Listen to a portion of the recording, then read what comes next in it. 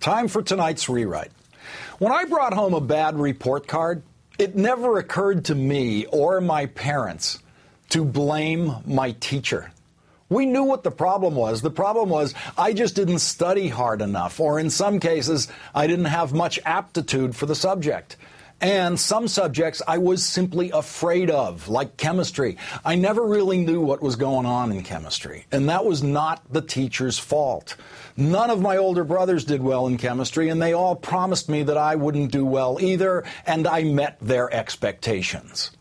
I also hated and did badly in anything involving writing of any kind, which is kind of like wicked ironic since I then grew up to be a writer. That just points to the unpredictable ways we learn things. I couldn't be taught writing in school, but later, as an adult on my own, I could somehow get the hang of it. None of the teachers who tried and failed to teach me how to write should be blamed for my failure as a writing student.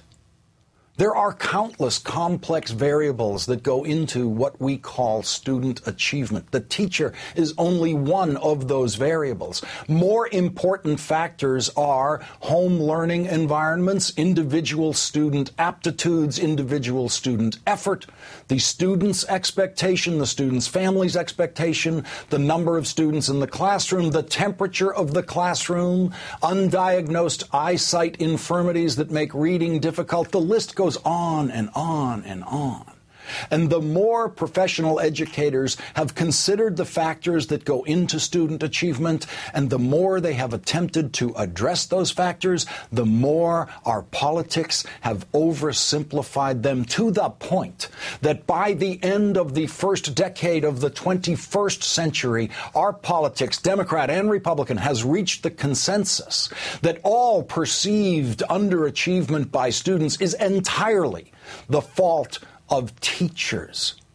This idea has taken hold across the political spectrum. Show business liberals make documentaries that they think prove it's all the teacher's fault. A Republican president, followed now by a Democratic president, adhere to the belief that there is a regime of standardized testing of students that will measure not just the student's achievement, but teaching excellence. The blame the teacher movement began not as the product of reliable research on academic performance, but as a right-wing Republican political movement, an anti-union movement, specifically an anti-teachers union movement. Teachers unions were targeted by Republicans to take the blame for any disappointing academic achievement statistics in America. Republicans targeted teachers as soon as they saw teachers aligning themselves so often with the Democratic Party. Now, which party should the teachers' unions have seen as best representing their concerns? The party that wanted to cut taxes and cut spending on public schools, cut sports programs, cut arts education, cut the band, cut educational resources across the board so that we could then have even more tax cuts? Or the party that wanted to deliver to teachers the resources they need in the classroom and the resources that every school needs to provide a full educational experience?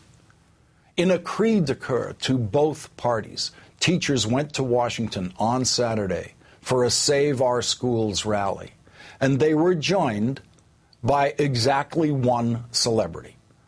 Matt Damon flew overnight from Vancouver to New York and then to Washington to address the rally and to address a right-wing website that has blind faith, blind to the facts, that is, blind faith in the blame the teacher theory. In acting, there isn't job security, right? There's an incentive to work hard and be a better actor because you want to have a job. So why isn't it like that for teachers? Do you think job insecurity is what makes me work hard?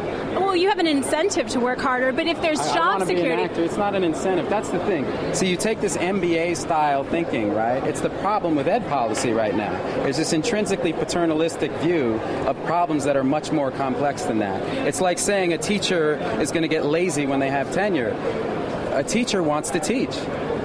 I mean, why else would you take a salary and really long hours and do that job unless you really love to do it.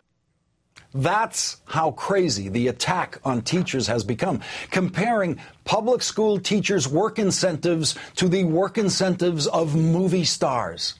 It has never occurred to the teacher haters that teachers want to be teachers for any reason other than job security. It has never occurred to them that teachers might want to be teachers because they like teaching, because they love teaching, and because they care about their students.